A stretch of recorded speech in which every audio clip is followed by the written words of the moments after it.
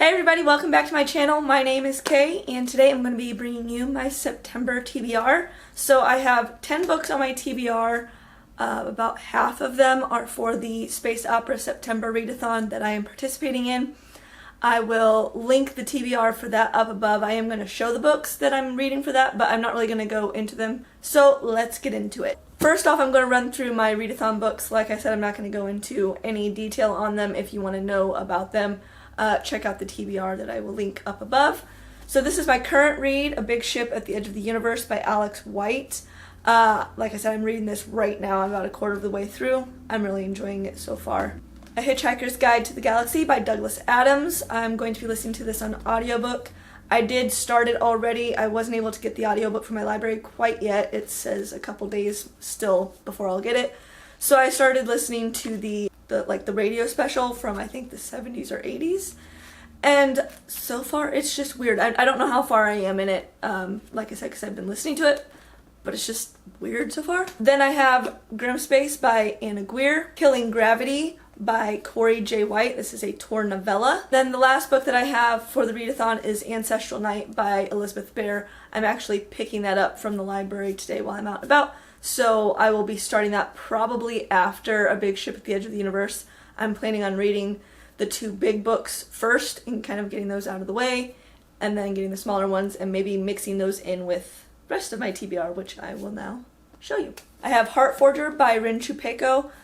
This is the sequel to Bone Witch, so I'm not really going to go over what this one is about because there'll be a little bit of spoilers for the first. But the first book is about a bone witch, so she can, her magic deals with death, and that's why I picked it up. It had a really cool cover, and it had death magic, which I'm super into. And the first book was pretty good. I wouldn't say it was anything outstanding or kind of anything like that, but it was enough to make me want to pick up the sequel, just especially with how it ended, because it's one of those where the book is being told as a story from the future. So at the end, then you get the current events, which is where this book actually picks up. And I was, like I said, interested enough in how the last book ended to see where things were going now.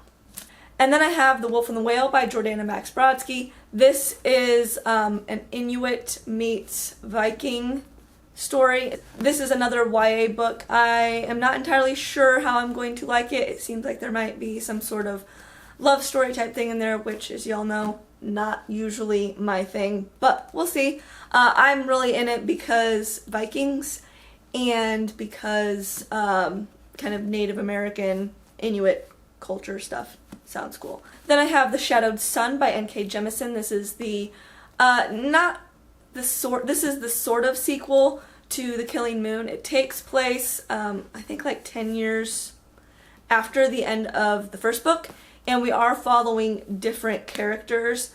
I think maybe some of the characters from the first book make like little cameo appearances or something like that, but we are following new characters. I enjoyed the first one quite a bit, so I'm looking forward to seeing how the world has changed in the 10 years in between the first and second book. Anytime an author decides to do a significant time jump between books, I'm always interested to see how they've evolved their world, because as time passes, the world should have changed in some way as far as society and culture. And so I always look forward to seeing how authors handle that, and hopefully we'll see some evolution there in how things are going. And then the last two books for the month are A Star Shall Fall and With Fate Conspire by Marie Brennan. These are the last two books in the Onyx Court series. So A Star Shall Fall takes place about 100 years after In Ashes Lie.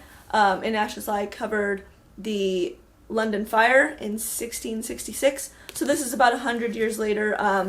Halley's Comet is actually coming around and science is flourishing. I think this is kind of like Enlightenment era type of thing. So there's a lot of focus on, in the mortal world, on science and discovery. And that's having an effect on the Fae because they are creatures of magic.